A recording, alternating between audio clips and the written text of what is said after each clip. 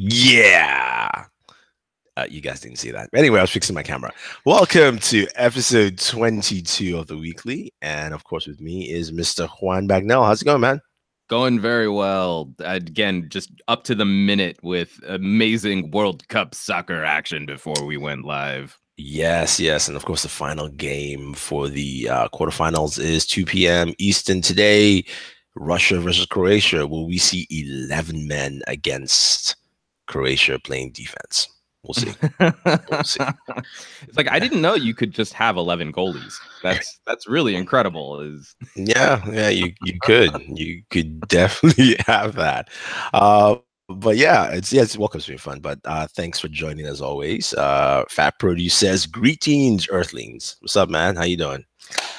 Sam and Warren, I don't know where they are. They will join us, I'm sure, at some point, but they'll eventually make it. They're always fashionably late to our shindigs. All right, let's start it off. No uselessness major that I know of. I have a minor uselessness in that. All right, fire away.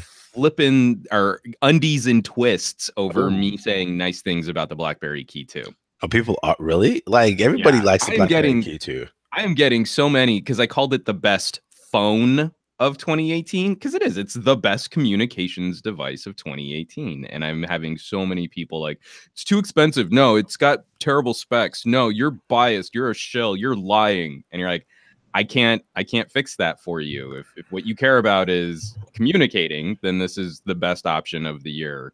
Well, I would put it. I haven't reviewed the Key2 yet. I do 30 days. I won't call it the best phone because of just one caveat. If you can't use a physical keyboard, then it just won't work for you there.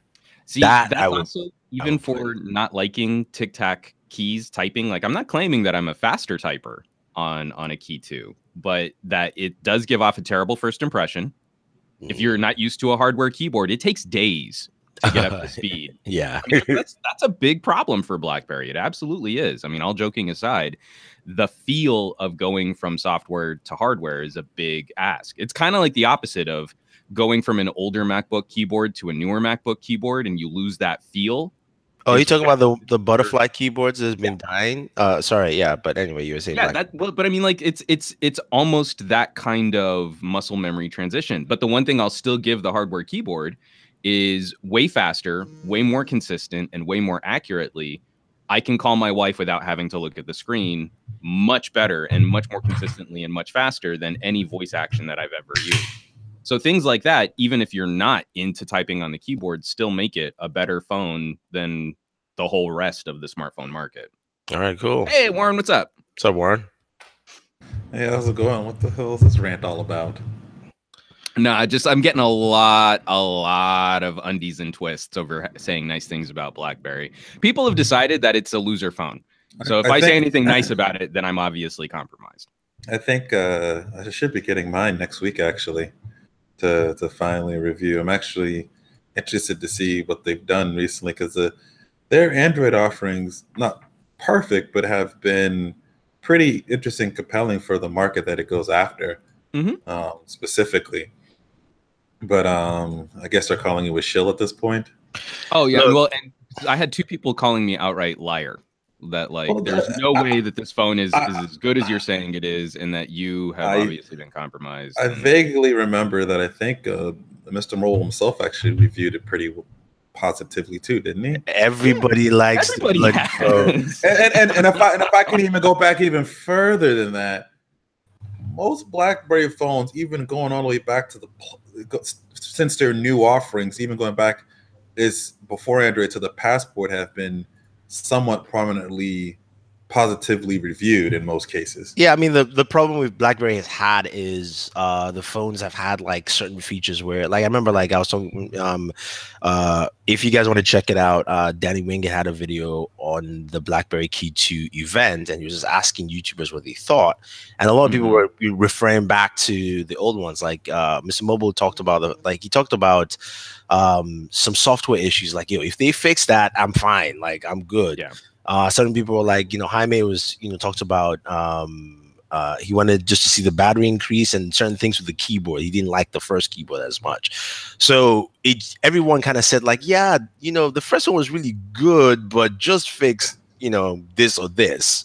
And it looks like they've done a lot of that kind of stuff with this device.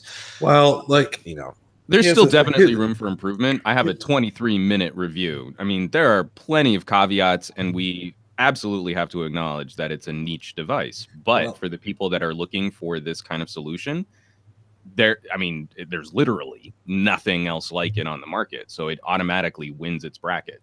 Yeah, you know, I think the thing is that people don't understand. Maybe it's not a phone for them because they're not trying to compete against Samsung and LG and all the Apple and the rest of them. They're going after a specific business niche market for what they're sort of accomplishing, and it's their hardware, at least, to really try to get people to buy their MDM solutions and stuff like that is really what they're really actually going after. Well, especially the difference between BlackBerry and BlackBerry Mobile. Yeah, and I think it's just like, I think we would review something like this in the tech community, something positive, especially if you're an active tech reviewer, because it's a very business-centered device. So if you're using it to respond to emails, message, and text, which is the other like 50% of our day, it's gonna get reviewed positive mostly by the majority of us in that light, because we work in business and it gets business done pretty well. I think other people that are not involved in that sort of thing don't quite understand. it's very simple. It's not for you. Move on. Done. Well, but you know, like, one of the things that gets frustrating is that being sort of a write-off. You know, obviously the people that are the most agitated about me saying nice things about BlackBerry are Android enthusiasts that have a very different outlook on what a pocket computer should do. And I'm trying to make this argument: if you care about your phone and communication needs above all else, if you're a lawyer, the BlackBerry Key2 that I saw out in the wild was a guy, a nurse. He loved his BlackBerry. Like, this is an amazing phone. Well, what is his job? He's a nurse. I mean, that kind of communication, that kind of uptime, that kind of runtime, not having to worry about battery life, things like that are going to be a huge get for someone in that profession. So I keep looking at those individuals and, like, they're not necessarily well served by an iPhone. There's something else that they should be looking at, especially for security. If that thing had an amazing or CAD camera optics like Samsung or LG in that matter, we'd all be rocking that thing at CES and events, because it does everything that we need for stuff like that. We'd all have one, so we can take our pictures and message and communicate, because that's what we do for the majority of the other time, which is why I think it gets positively reviewed by us a lot more often. And I think people that are not in that, like I said, people that just aren't in that, which is the majority of people that watch our videos, just don't understand what that is. Well, they just all right, guys, we should move on. But the last point is the other thing too, is when someone's talking up like a Galaxy, like that's supposed to be some sort of gold standard, I don't think people realize how often they give Samsung a get for those who are multiple device individuals. That maybe they still have a camera, or maybe they have a Nintendo Switch, or maybe they have a dedicated music player, or they have some other solution which augments what the Galaxy can also do. But it's the Galaxy, so it's the best. I mean, it's not.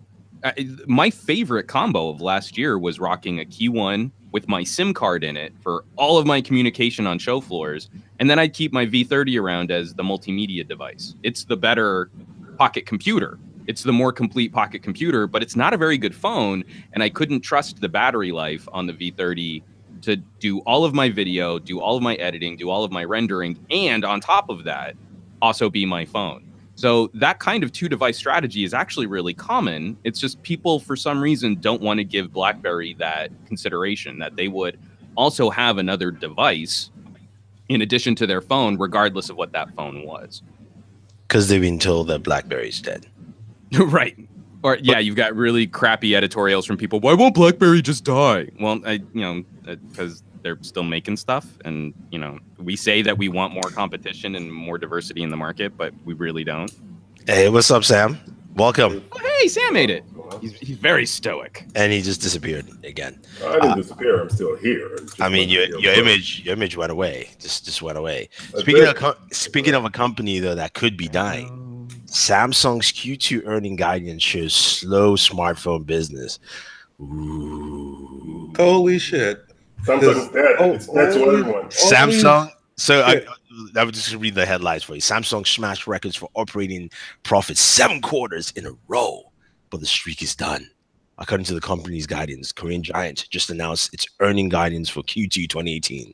Consolidated sales expected to be approximately $52 billion, while consolidated operating profits are expected to be 13.25. That seems like a lot of money to me. What's the year over year? What's the year over year? I don't know this guidance. We don't have the reports yet. 5.7 billion increase from last year at the same time. Oh yeah, I know. I'm sorry, 5.7%. But it's not big. Which is quite huge. All right, let's just call out the clickbait artists for writing this up, trying to tank Samsung stock. No. This is what business. Every business. Samsung is reducing. It's basically changing its guidance simply because. I'm just talking about who wrote the story.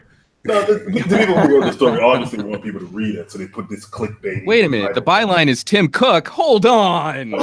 No, I mean no. The headline is well written. It just says Samsung's Q2 earning guidance shows slow smartphone business. Yeah, but the opener is a little bit. I'm telling you, everyone's going with the BlackBerry Key2, so that's why Samsung is totally losing. But let's be very, very honest here. Like the Asian market is very, I would say, is very congested right now.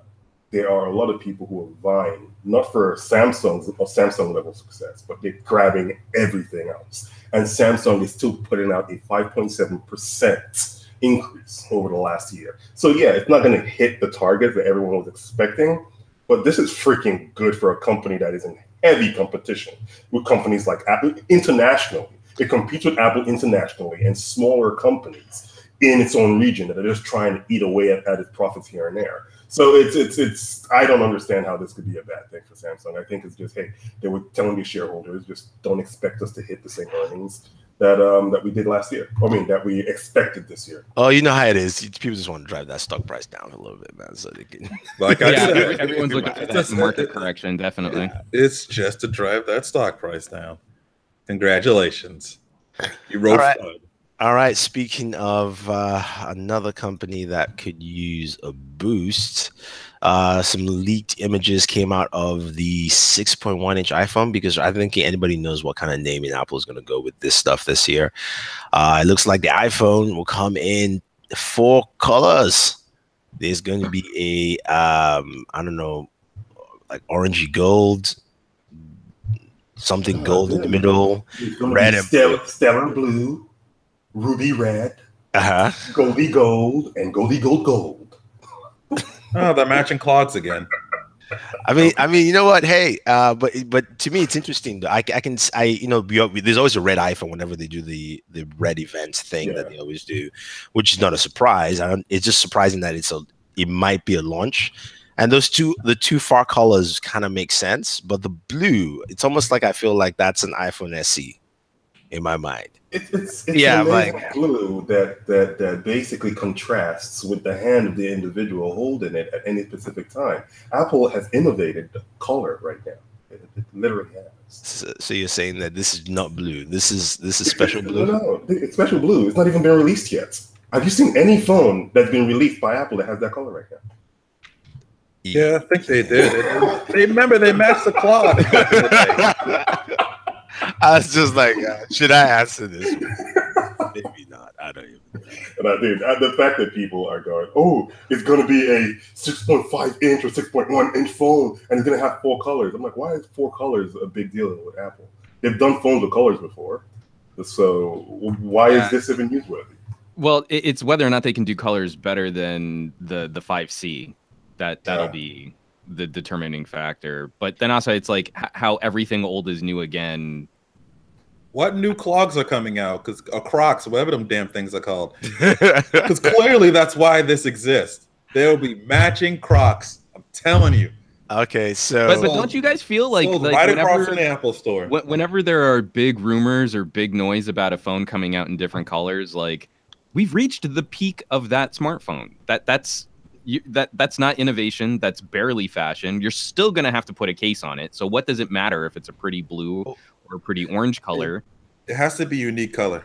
well, Because according, when you're You're eating with your still gonna have friends to and put you a put all case your on it. phones down. Yeah, no, you still have Yeah. to put a case on it. But my thing is just this, like like this right here. you gotta put a Yeah, good but you case. see, how else would your friends know that you got the new improved iPhone if you don't have the new improved iPhone color? So when you go out hanging out with them, you take That is case, very you put true. it in your No, foot, you put it in your that pocket. is not even a and you joke. All they gotta All see, right. all That they is gotta a see, joke. That is all they actually gotta see is a notch. no, All they gotta see is a That's notch. totally it. but I'm just By saying. next year, the notch is going to be obsolete, man. Yeah, okay. And not only is the notch going to be obsolete, but we're going to see Apple being the leader in that discussion over fixing the design and how this is now more seamless and no more distracting elements and no cutouts. Johnny Ive is going to be looking at that like he did for the iPhone 8, going, "Oh, just there. If I could go back and change that design, what we're doing now is just so much more progressive." He will Like, never be in front of You a know he's not even going to camera. admit to it. He's just going to come out and say, in 2018, all these phones came out with design. He's never flaws, showing up on with camera again. unibrow, whatever else. Like, but we want to fix that issue. No, you started the issue. exactly. It's like you broke it and now you fixed it. Great. No, you didn't fix it. brought Like, the if some- solution No, for what- you copied Oppo. Who else had a phone with thin bezels this year already? Oppo, Vivo, and No, then but- you claiming you fix and Samsung eventually. Yeah. Samsung will be next, and then you claim to fix it. Mhm. Samsung ain't gonna be no next. They're not taking that L. No. I said bezel-less. Oh, bezel-less. Oh, bezel. Well, according to Mr. Koo, there will be a 6.5-inch iPhone to match the price of current iPhone X at $1,000, which could push the upgraded 5.8 to at least by $100. And then the 6.1-inch will have an LCD, come in those 4 colors we saw for $700, while the 5.8 will be around 900. I don't even understand all these prices. Anyway, look, that's new iPhones for you guys, because. So how many iPhones are being in circulation? Yeah, when they're saying one comes out? you're saying 3. So basically, it's an SE, a normal, and And big. an X. Yeah, but I'm saying at the end of the day, how many iPhones will we have in circulation now? only God knows. I think it'll be end up being 6 again. Okay. They will have to end the 6th line, right? Because the Well, 6th, I think what they'll keep are the iPhone 7 and the iPhone 8, right? yeah, Yeah. probably for them to do that. So they're talking about an LCD 6.1-inch iPhone and then an iPhone 10, or they're talking about an iPhone 10 and iPhone 10 Plus. Where are we going with these rumors? I think my guess, and I could totally be wrong because Apple loves to mess with us on stuff like this, is OLED for the iPhone Plus, LCD for the normal iPhone, then LCD for the iPhone SE. That's my guess. I'm also wondering, like, I think, yeah, okay, that makes sense, because I think I guess the 10 or the new X or whatever, I guess will be what maybe would be the replacement for what the Plus is. Yeah, pretty much. Yeah, And just there won't be a Plus anymore. no, Exactly. Yeah, exactly. It'll be a nice, a small, medium, large, Yeah. entry or mid-ranger, all-rounder, and premium. pretty much. Yeah, but I don't know. Before you jump on- I'm wondering if they really will make that SE with them always selling the older phone. And God, I hope so. I just they'd have to cut that whole line off. But the SC market is still there. That was a market they created, and they somehow just didn't update, and they still have a sizable chunk of iPhone users who won't even move to a 7. Just too big. Just from a cost perspective, and just for them in the way in brand, fact, they'd have to cut off the other phones to put that out, or one of those 7s or 8s to put that out. No, they'd have to cut off the 6S, which is still their bestseller right now, just to put that out. So, but I think it'd be more than that if they're doing these 2 phones here, and then it would just be the 6S, because the 6S is the highest selling iPhone right now. Yeah, but what I'm saying from cost perspective is that they're going in OLED territory now, so they're spending more on the other higher end iPhone. Well, only one will have the OLED though, which is the highest one. And right now, from the next reports, LG says they're doing 5 million OLEDs at least for the iPhone launch. But what I'm saying is they still have to cut something somewhere to pay for what that's going to be. 6S. but I think it's going to be more than the 6S. I think it's more than that. You're going to take the 7 out too? I think they take them both out. I do. I think taking the 6S is enough. And you put that, and you just put the that SC or whatever that replacement is going to be for that line. Well, that line, the SC is also going to go away. SC is going to want, if that comes out, SC and 6S. Well, that's what I'm saying. I think all that gets swept out, and we just have an SC, an 8, whatever new iPhone, and whatever new iPhone 10. I think I think they have 4 devices available. No, I think it's still going to be 6. I don't think it's going to be 4. Their strategy is kind of compact there, but I mean, we'll see come September. Before we jump on, I just wanted to mention, because we did mention Red, and Aditya also said Project Red at least contributes to AIDS research. Just like a quick note, I think it was news that came out this morning.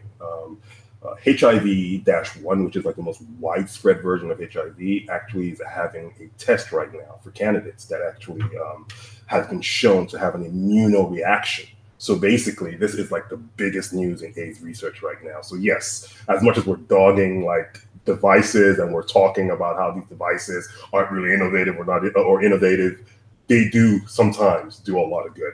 So it's good to mention stuff like that. Different kind of tech, but worth mentioning.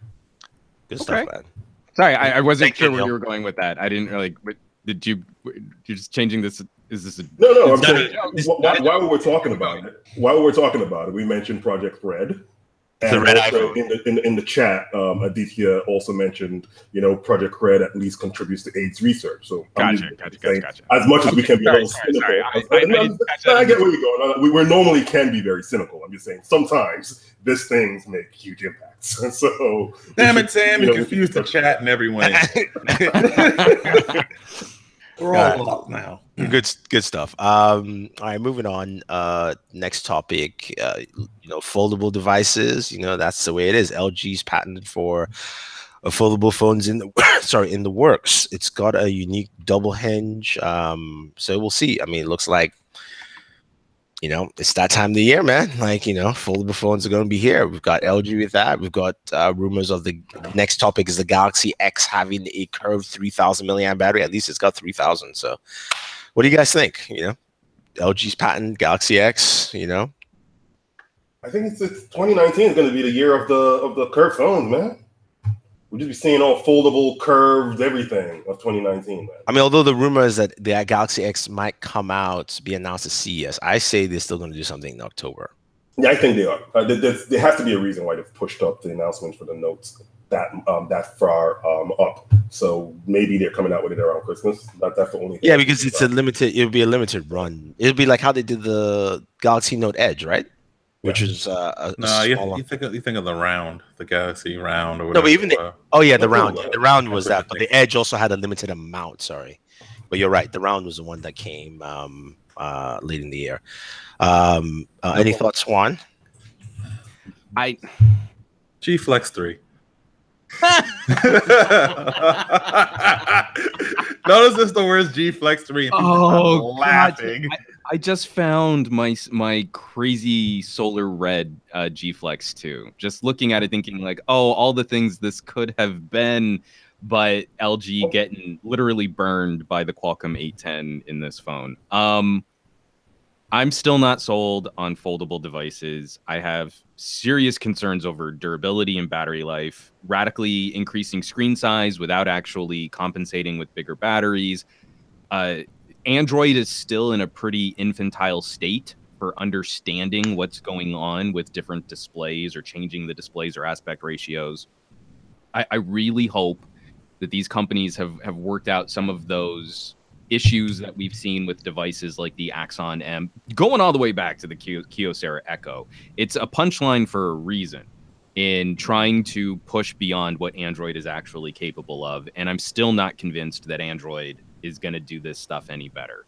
No, I would agree with you though. There, I think this is a Windows territory, not an Android. I think I agree. And it's for this specific reason. All of that being said, the notion of this does fall into more aggressive or advanced usage. I have the same problems with foldable phones in a way that I had with modular phones, where you're coming up with a proprietary solution for something that can be solved with a USB cable. When you look at DeX, when you look at how well a Mate 10 can power a desktop grade experience with a $20, HDMI dongle. Like, this is all you need, and then you plug it into a proper TV, monitor, projector, anything you want, and you've got a desktop grade computing experience where I can render 4K video.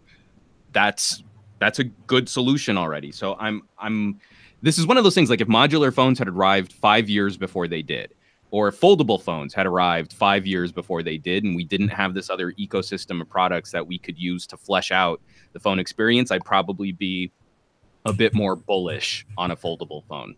But right now, I have very serious concerns about what this is actually solving. And I don't think it actually serves to improve the smartphone experience at a time when we're trying to get away from looking at our screen all the time. Who says they make devices to solve stuff, man? Well, Look at the philosophy from Google and Apple, where they're building in these new apps and services to help you monitor your usage and take you, like, there are times where you need to put your phone down, or smart voice assistant. Oh no, I know. I was just joking. I'm saying this just solves an itch of. No. Guys, it's simple. They need something to do. No, I think they need something to do. No, there's something. Somebody put a project manager rec out there, and they made some fancy requirements, and somebody said, "You know what? You're not doing anything. Make a foldable phone." And here we are. Somebody has to justify their job.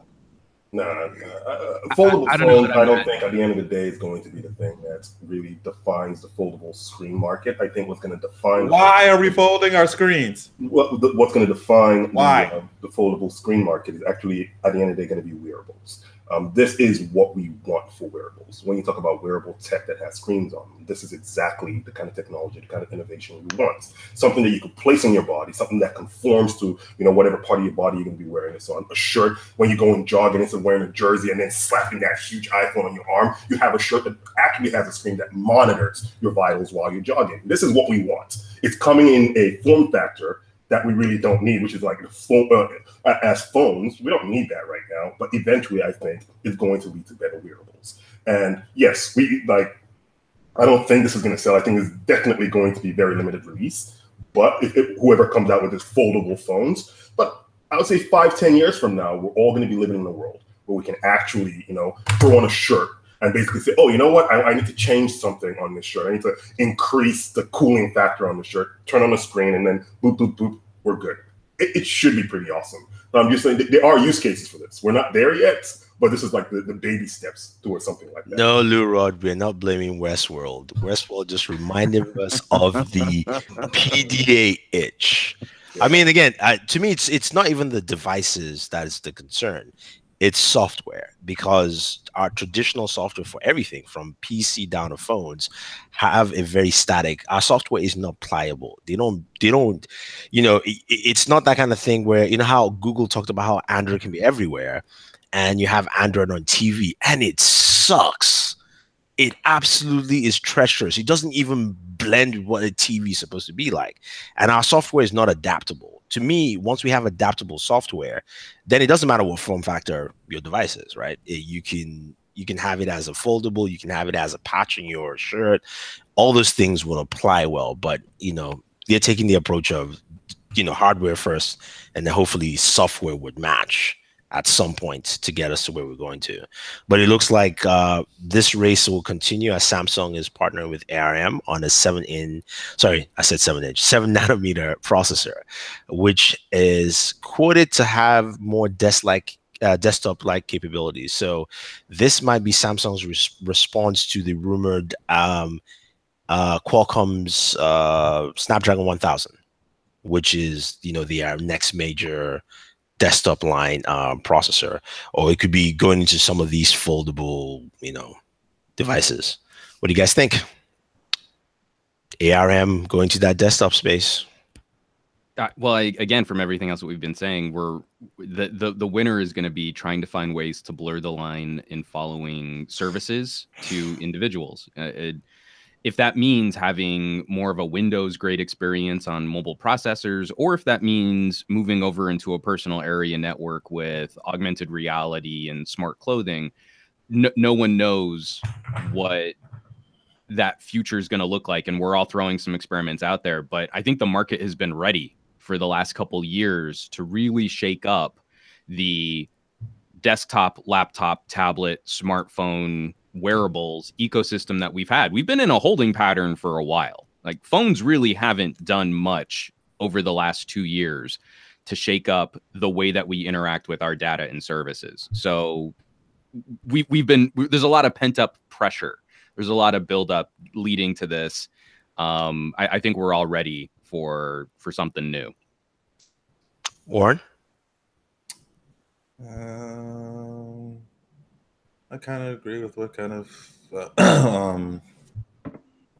Juan has been saying. It's like, it would be nice to, we're getting all this new tech and these new ideas of making different devices the way to be able to interact with different services, but it's what is it going to be? And is it going to be something that's like worth actually having? Because like you said, smartphones have been stagnant for a long time. They've been just this, square slab. Then the most we did was change it to 18:9. That's like the biggest thing that's really changed, is changing its form factor to be a little bit skinnier. But nothing else has really come from that whole sort of space. So it'd be nice to see what these other, like these bendable displays, these smaller nanometer processors, to see where this sort of stuff can go.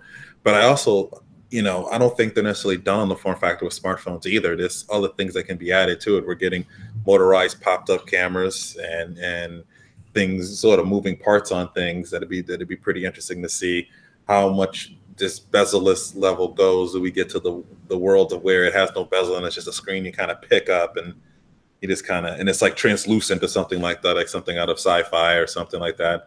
Who knows if it'll get that point? It won't matter because you need a case with it anyways. So, but yeah, just kind of reiterating what Juan has said. I said I'm excited for it, but they've got to show it. I don't know what the hit product or application is going to be for that just yet. Sam, any thoughts? To me, it just seems like an always on display, or always on device, or always connected device push, right? Because the thing that really stands out here is it said basically could be as much as a 40% drop in power consumption.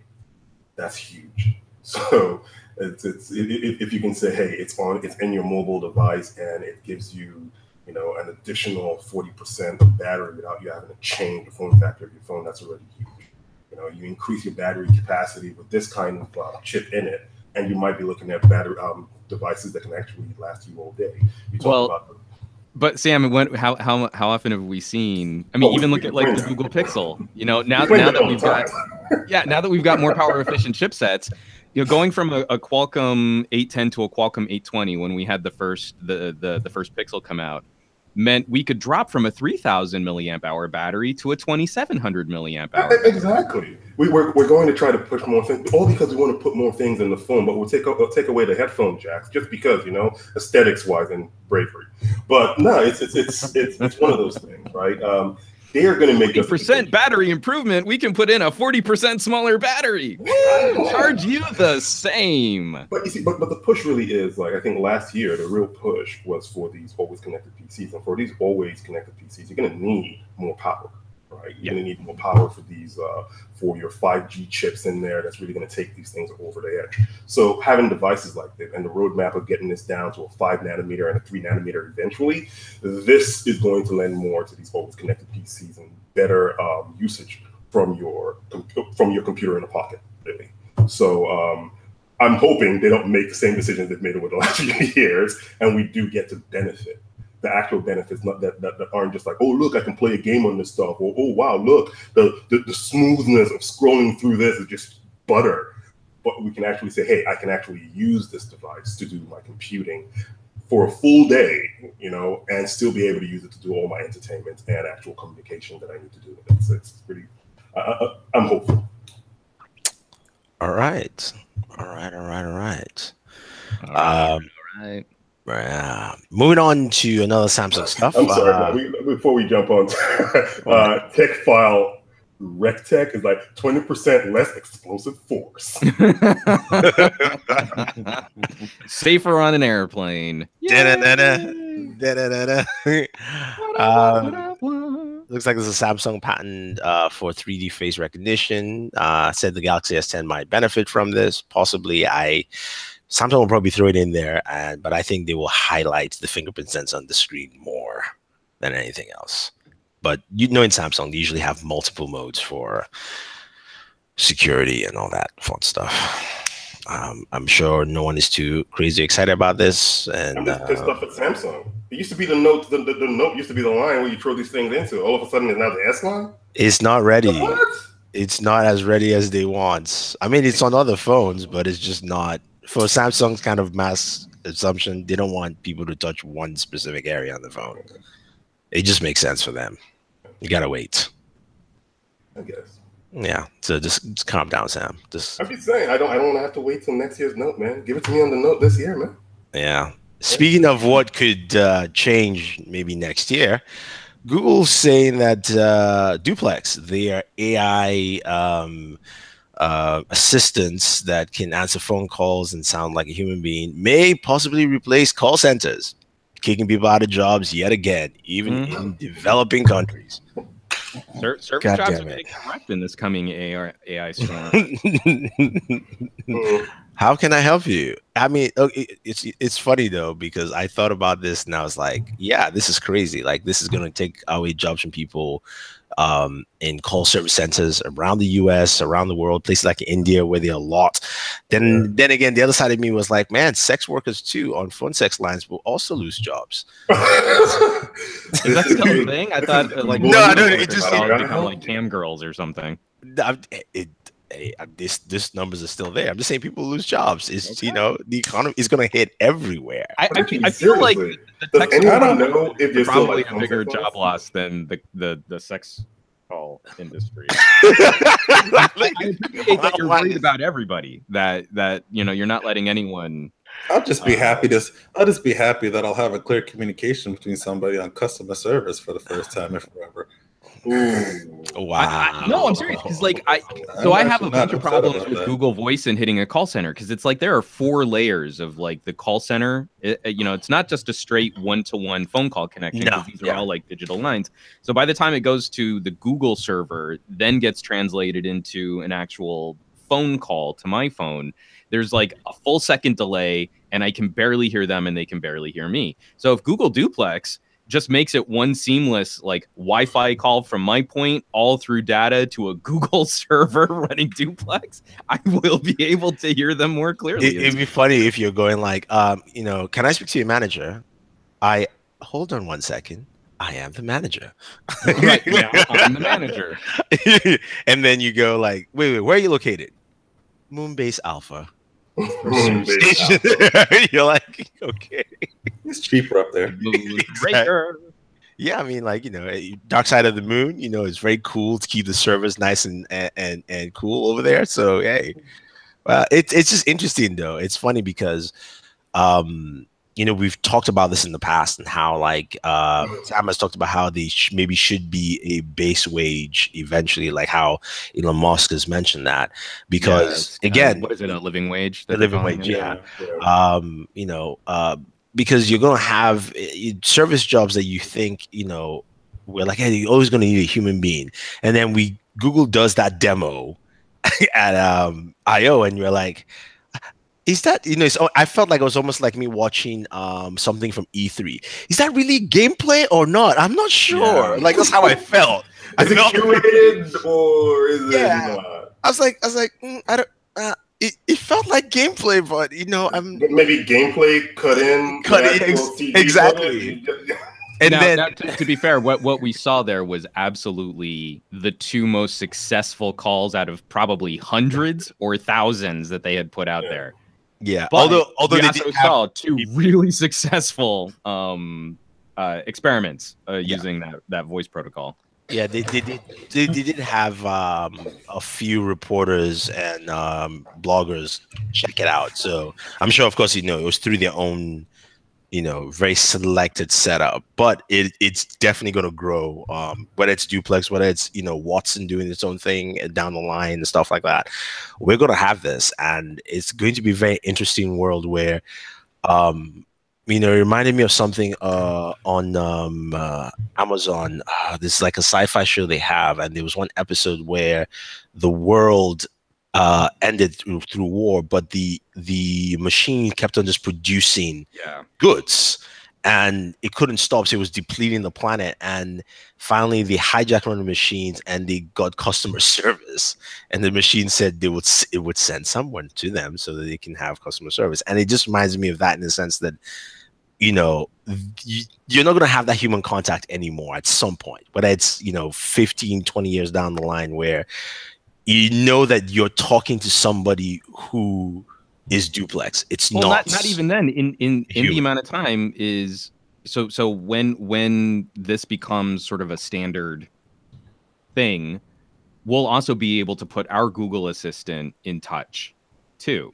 So it's not even in 10 years that I'm going to be talking to machines. It's that my machine will be talking to someone else's machine, and then reporting back to me what's going on there. Yeah, I mean it's true, but the problem is that touch of human. Like you call for, like say you're trying to book a service, or maybe you're trying to say get some points on your credit card, where the human looks and goes like, I understand that story. Like I've had that vacation myself. Okay, you know what? We'll just add another 1,000 points. Duplex is not. It's not AI. It's not. So it's not a.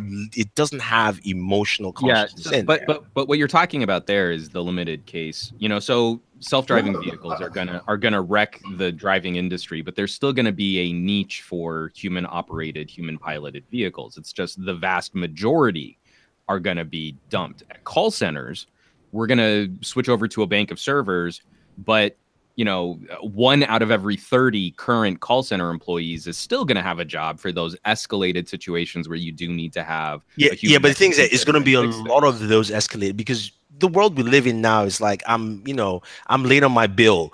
Duplex only knows I'm going to give you two times. But the current setup is designed where the main call center, I would say 80% of the workforce at a call center is that level 1. I need to be escalated to someone who knows what they're talking about, or send me to retention so that I can talk to an actual expert. A core base is set up to do exactly the same thing. So when you get rid of that first layer, and that's just fulfilled by machines, or they're trying to do it now. I mean, it's not Duplex, but when I call, my pharmacy and I'm just refilling a prescription, I don't talk to a person anymore. True. I go through a really gnarly menu of press 1, press 2, press 3, but I can eventually get my prescription refilled without having to ever speak to a human, and have the shipping and the and the payment processed based on my file. So that's what's going to be radicalized with something like Duplex, is getting rid of that 80% of your workforce that only serves as the initial barrier to keep a caller from having to waste the time of someone who's more of an expert or more of a specialist. Okay. You do have a point. Oh, no. Yeah, you definitely do have a point, but I think you never call a call center just because you want to say something good, or you want to give them say something good. Yeah. I love that. Sounds like it's negative. But that's exactly what I'm calling you because I hate your existence. That's exactly what a lot of call centers are there for, to address your issue. So if you're running these with algorithms and some form of AI, and you need to escalate, a lot of times right now, the escalation process is kind of, almost obscured by these menus that you have to go through. And they don't even give you the option for a customer service anymore.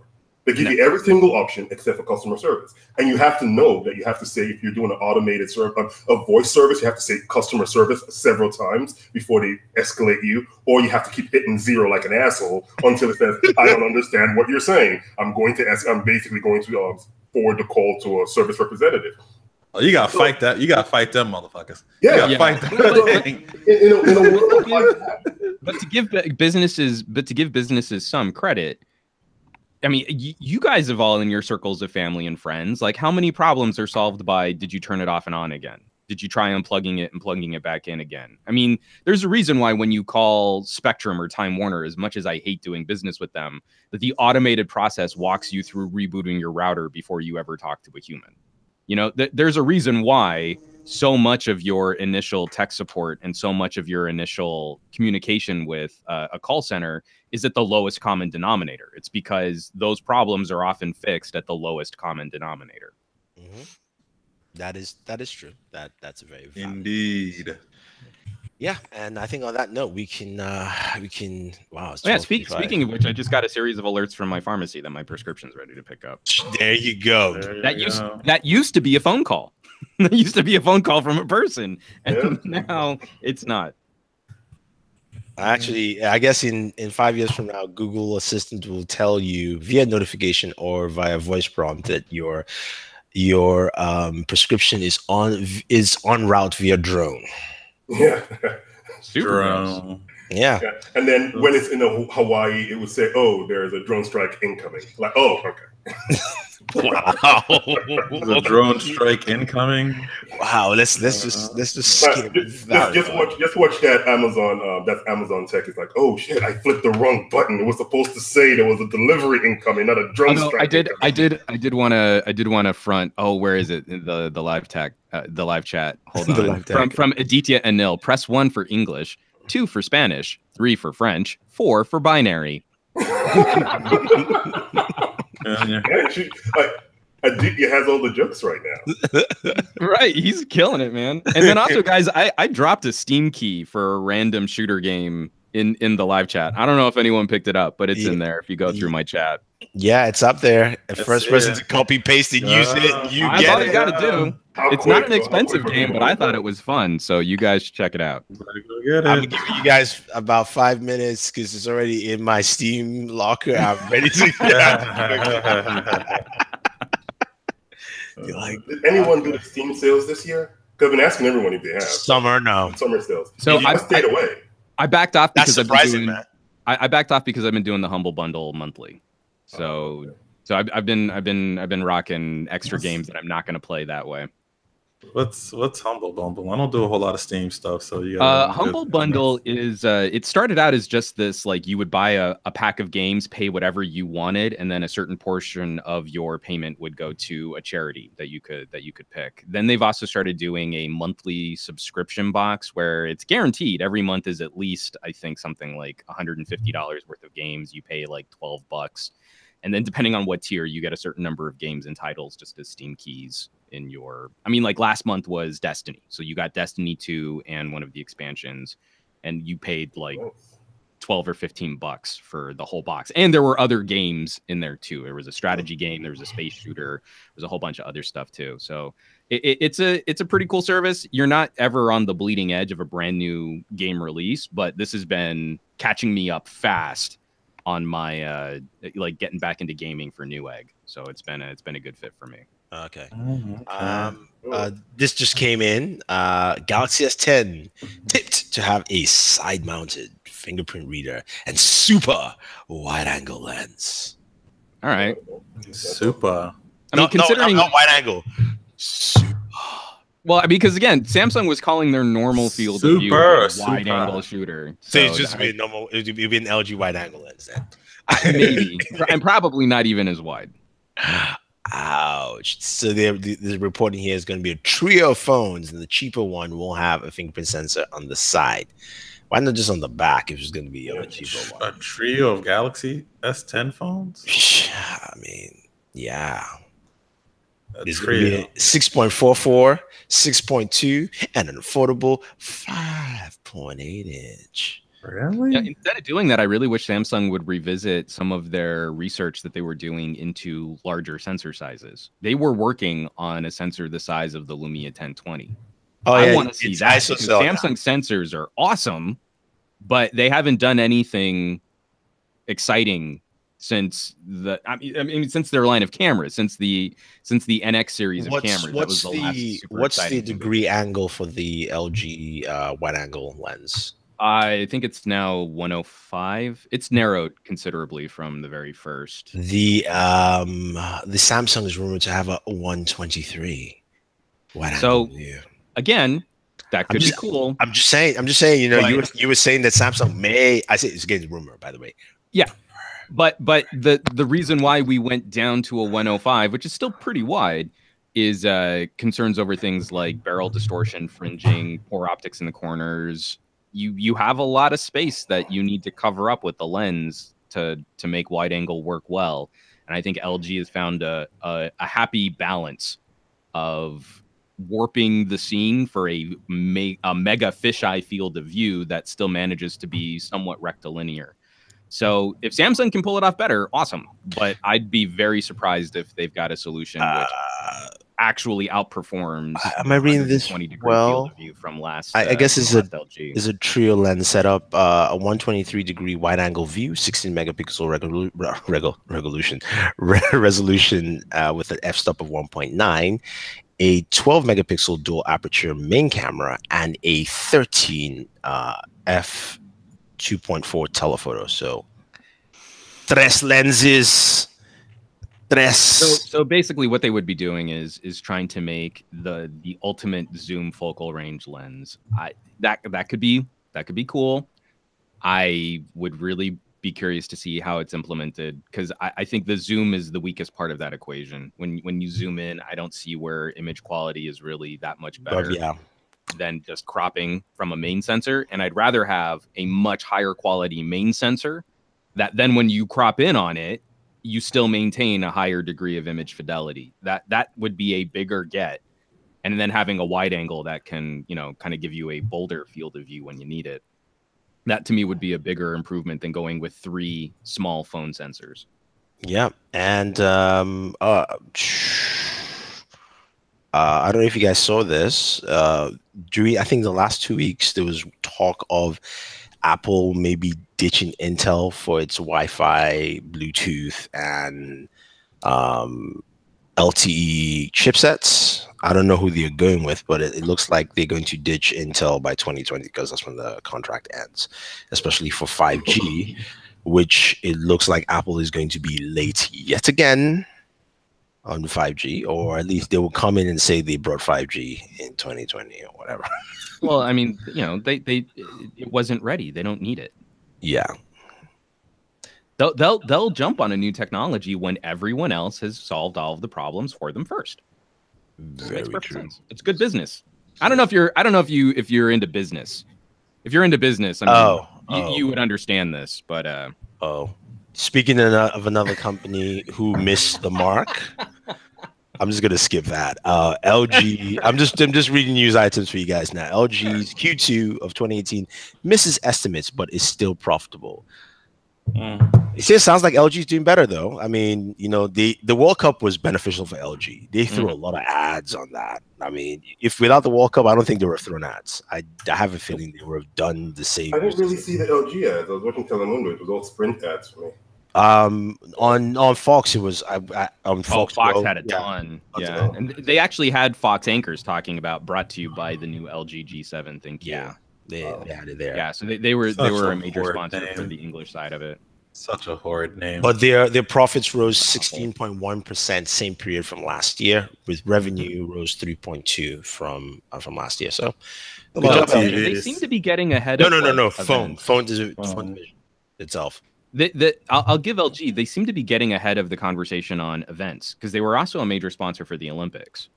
I was seeing V30 ads on the Olympics, but now they need to continue that discussion. They've built up a little momentum. This is where I don't have any faith in LG, is that they're going to continue talking to people after the World Cup. Once the World Cup's over, are we going to see LG vanish, or are we going to still see some billboards, some print ads, and some TV ads sprinkled throughout normal daily life? And that's where they keep dropping the ball, is they don't reinforce the conversation they have with their consumers. They just vanish. And that's what kills them time and time again, is that now that the World Cup is over, you're going to be inundated by Samsung and Apple ads. So the obvious choice is to buy a Samsung or an Apple. Yeah. Well, we'll see if they try to. Also, are they going to come out with anything in the fall to compete? To be They able will. to. The V40 is coming. But Yeah. but Juan is right. Like, you got to continue that momentum. The World Cup is a great platform that's helped you. So you might as well continue that platform. You don't have to spend as much, but you still have to spend. and that's the part where, you know. And so their current ad, I mean, you shift away from using your specialty ad featuring a celebrity, because they have Aubrey Plaza taking a selfie with some nerd. You shift away from that and you just focus on features. Just focus on features. You have differentiators. You've got the wide angle shooter. You've got the best audio on any phone currently. Make some individual commercials on those features. No, and put you them also out for have free. the loudest speaker. I mean, you could have something where somebody's like, even with the World Cup, the guy's like, I want to watch. He's like, everybody's watching. He's like, I can't hear that. You just drop it on there, and that speaker, boom, done. And then Joseph Gordon-Levitt shows up. Look, guys, I can drum in a subway. We got a permit to shoot this. Or maybe you just bring Robert Downey Jr. in, and without the Iron Man suit, but just being Tony Stark. Or Jason Statham changing into different characters and running around all over the place while we're still watching the game. Just throw all of those ads together. Great marketing team. I think for one of the things they need to do, I'd like to see them change their UI some. Oh, yeah. More. No, there's still plenty of other things that they can address on the phones. But let's not pretend that fixing the phone is going to bring any new consumer awareness to their brand. This isn't a meritocracy. It's not if you truly had the best phone that consumers would magically know about it. It's that there's a reason why Samsung and Apple dominate. It's because between those two companies, they spend about $3 billion a year on advertising. Some comments here. Matt says Sprint is advertising G7 on a regular basis in my market in Nashville. And Adita Anil says a 30-second YouTube ad on PewDiePie's videos will go a long way in boosting their public rep. I don't know if that's a joke or not. It is. No, it's like you're kind of right, and like that's also kind of funny to the same time. PewDiePie. There's a part of me that would say is like, I don't know that I want a bunch of PewDiePie fans using phones I like, though. Wow, how elitist. How totally elitist. I normally I'm like all for, hey, let's all be cool and groovy. And LG will take it. They'll become the official phone of PewDiePie if they can pull it off. Pump the brakes. Pump the brakes. I don't know that we need you. Let's not get crazy here, right? Let's not just get crazy. Hey, if they send MKBHD a cake for his birthday, they'll definitely they'll send PewDiePie, like they'll put him in the phone. And how messed up is that? Edition. Like MKBHD did his like first look at the G7 and has never finished any like conversation, review, anything. He's like LG is completely off his radar in any sort of meaningful fashion. LG, like my birthday was like still now. My birthday's coming up too. I'm just saying, How about you celebrate us? People who are actually reviewing your products, not just doing a preview and telling people not to buy it. Juan, it's your fault. You keep dinging on them all the time. We could be getting cakes, bro.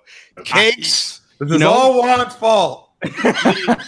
Yeah, bro, like we almost had that cake deal. My bad. You busted it. To get my LG cake, I will now say everything is perfect in LG land, and they don't need to do anything about their business strategy. Just announced, LG is now working with cake manufacturers all over the world to deliver birthday cakes to reviewers. 10 years from now, like LG is the premier bakery solution for tech enthusiasts. James, do you like tech? Do you like baked goods? Well, the thing is they'll just supply the bakeries with the ovens and everything they need. Fridge. Yeah, they have all that. So instead of doing that, they'll just get the big. I remember those things have ThinQ, by the way, so it's part of the family right there. They'll have the bakers come in and bake the cake with ThinQ. They'll have them. No, they'll use that. What is it? The Chef Professional series stuff, and they'll make everything on that and record it with a B30.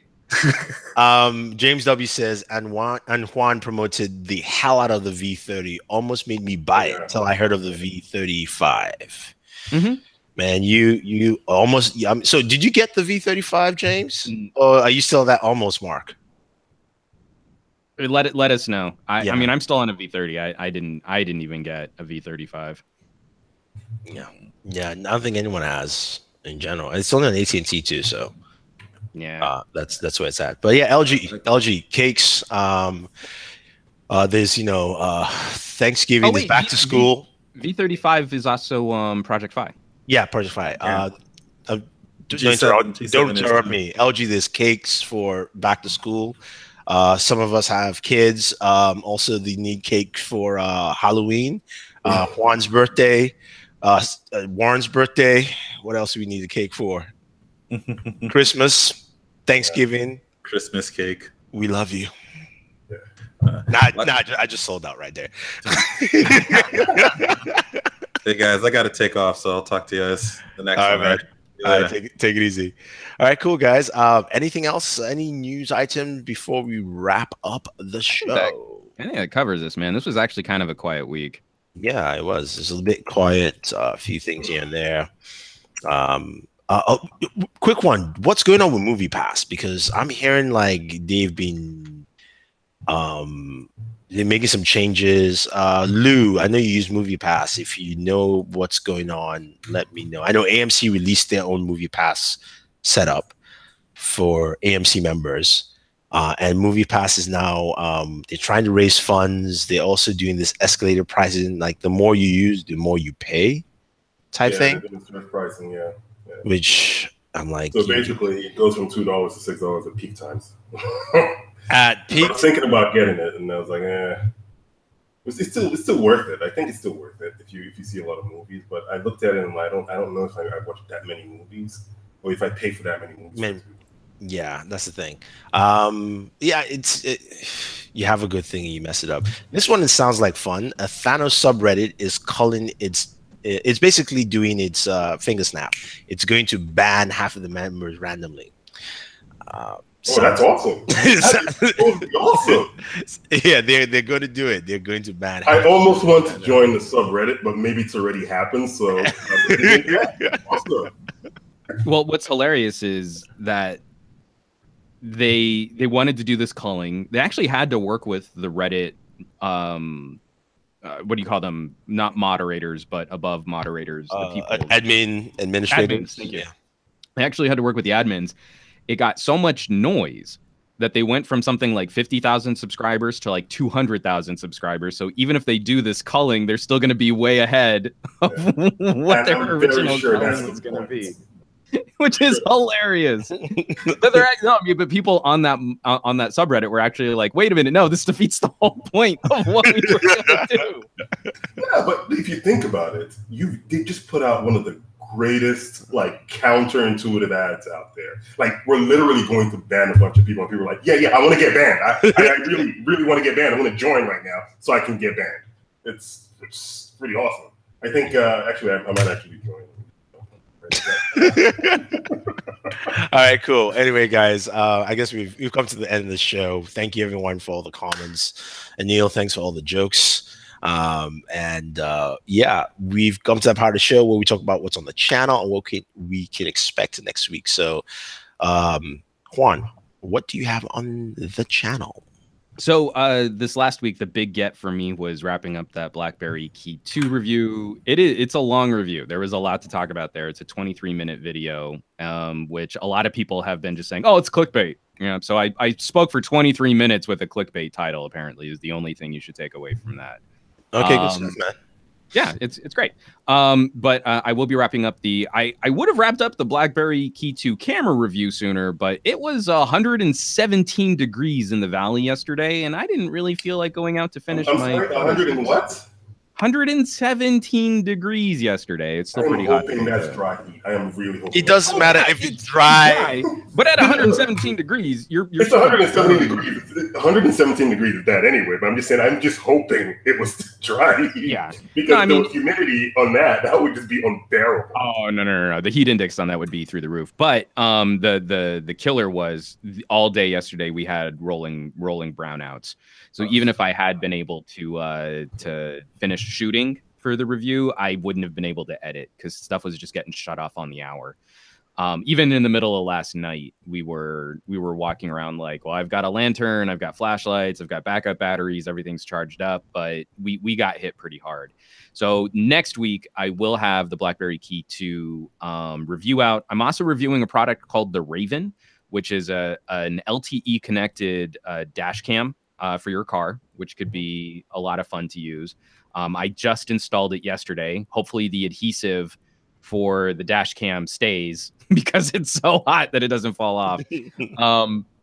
And then I'm also wrapping up a little mini review on that creative audio interface. So some recording kit to talk about too. So pretty busy week next week. Also the podcast on Monday and Newegg now on Thursday. And I've got another Fox TV spot for dorm room tech, getting back to school and shopping for hardware for students on Fox LA on Tuesday. So I'll be all over the place this next week. It's going to be a lot of fun.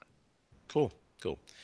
This week was a little bit slow. We have a lot of stuff on IGTV. Check that out. We've got our review of the Sony SP700N, which is a pair of true wireless earbuds. One person commented and said that I was lying because the audio was trash. I am sorry, your ears are not good. Because there's it's your ears. Yeah.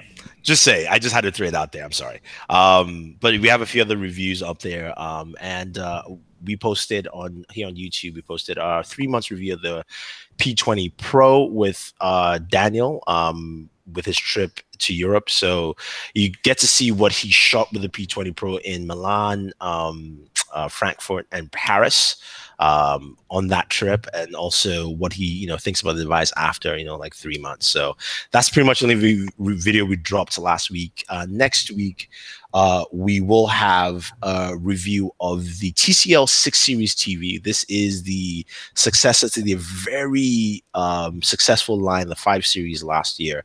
The TV is like $649, and last year that TV was, I said, was the best under $1,000 if you want to buy a TV. So I want to see if this one lives up to that mark here. We also will be having our 30-day review of the OnePlus 6, as well as a few other things, which I just can't remember right now, but I'm sure I'll remember when I start doing the videos at some point. Other than that, oh, one more thing. There's also, TCL is also doing a giveaway. They're giving away 103 TVs. I'll put the link in the description here. This is to celebrate Cut the Cord month, and the whole idea is that when you cut the cord, you save about $103. So they're giving away 103 TVs and a digital antenna. So it's the 5 Series TVs they're giving away. So hey, look, you've won a TV, you might as well just enter. I mean, your chances of winning are higher than most other giveaways at this point. I think you can enter now, but I think it starts tomorrow, the 7th, which is Cut the Cord Day. So definitely check it out. I'll leave the link for you guys there. But yeah, thank you very much. Thank you for watching, as always, joining us. I appreciate all the comments in the chat. It's always fun to have you guys there. I appreciate it. And don't forget to follow all the channels. Mr. Warren Bowman, he is bw1.com. You know, he left, but you can check him out there on YouTube, Twitter, Instagram, Facebook, all social media, IGTV as well. You can find him there. And Mr. Juan Bagnell is Some Gadget Guy on YouTube, on Twitter, Instagram, Facebook. You can also catch him on IGTV. I'm still waiting for his video. And you can also catch him on Newegg Live, 1 p.m. Eastern on Thursdays, and his Fox debut will be Friday, right? Oh no, I do the Fox Tech Tuesdays. So this Tuesday, probably 8:45 in the morning Pacific time. Oh, but you'll also be able to watch it on foxla.com. Yeah, exactly. That's why I watch it, because that's kind of early for me too. Yeah. Can't do that.